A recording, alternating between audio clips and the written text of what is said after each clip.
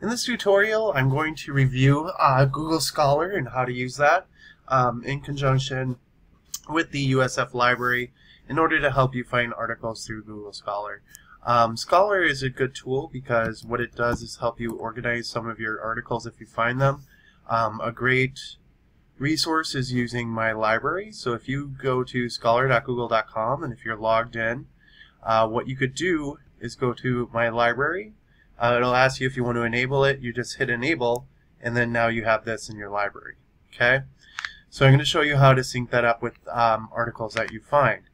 Before we do a Google Scholar search, what I want us to do is to log into the USF library, because if we log into the library, then it'll hook into the Google Scholar search, and we'll be able to get all the different articles directly from Google Scholar without having to come back into the library.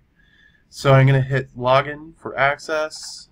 I'm going to use the USF library ID, which is that last string of numbers at the bottom of your ID there. Starts with 205.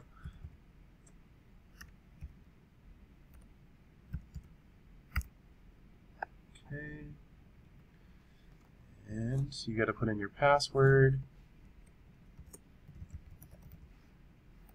Oops. Which the password is, you got to enter your birth date, the month, and the day. Okay. And select login.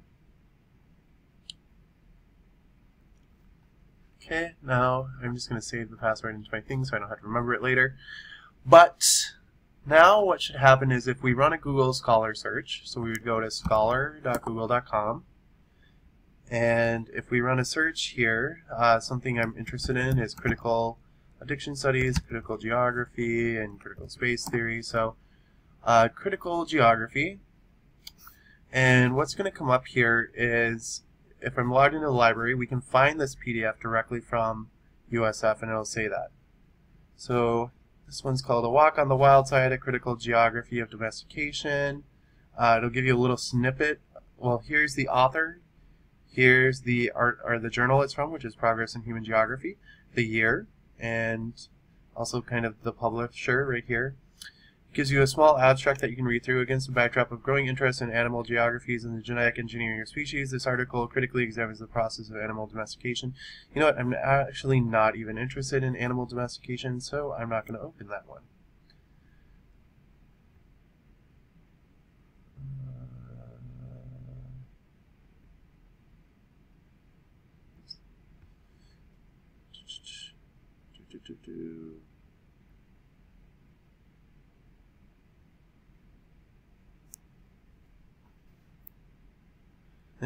This one sounds really interesting and meta, and so I'm going to open this.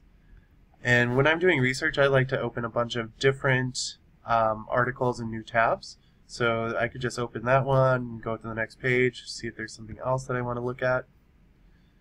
Geography and gender, critical time, medical geography, critical geography, and the opening up of the academy. So this could be interesting. I'm going to open that.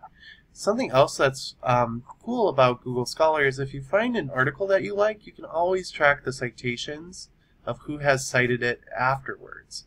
So now that I've clicked that, and I get 44 results that have cited this one specific article. So negotiating knowledge production, the everyday inclusions and contradictions of participatory GIS research. I love GIS research, so I'm going to open that one. Okay. So what I like to do is open these in new tabs. Then I can see all the different information in the expanded abstract here. Okay. For some reason it says I need to purchase the PDF, but we know that this is not true, right? So what we could do is just copy this title, and we could bring it back into the library.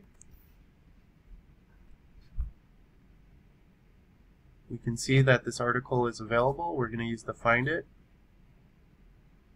We're going to select the full text. We're going to download the PDF.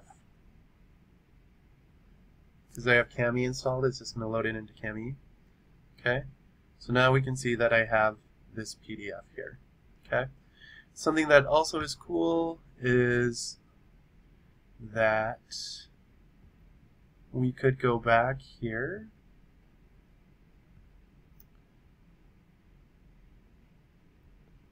to this one, and we could hit save. If we hit save next to the article, what it's going to do is save that right into our library. So if we hit save, and we could do that with a couple of these.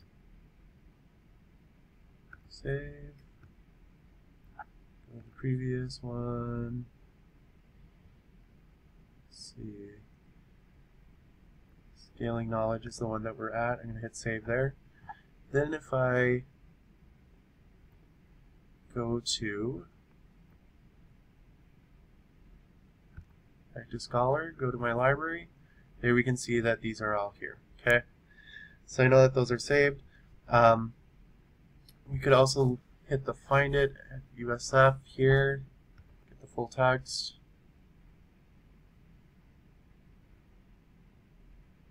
Get PDF.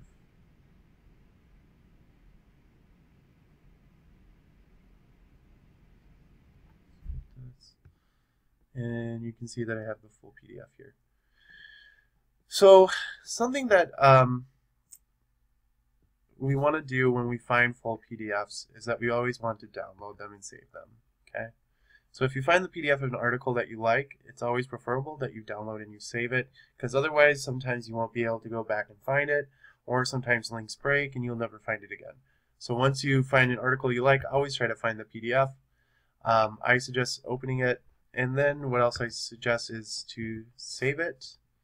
I'd always like to make a new icon on my desktop. New folder.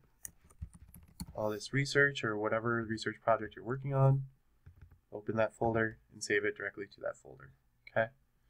So the same thing with that scaling knowledge. Something else you can do is copy the title. And we're going to download this one. Okay. Sometimes what you can see is that we get a really funky name with the file name, so you're going to want to save it. And that's why I always like to get the article title. I also change this to a hyphen because otherwise it won't save. I'm going to hit save. So we have a few different ways of tracking our citations. Then we have the Google Scholar tracking it. So if we go back to Google Scholar, we go to my library, we can see all the articles that I was interested in. Also, we have started to build a library and a folder here of all the different PDFs that we like to view.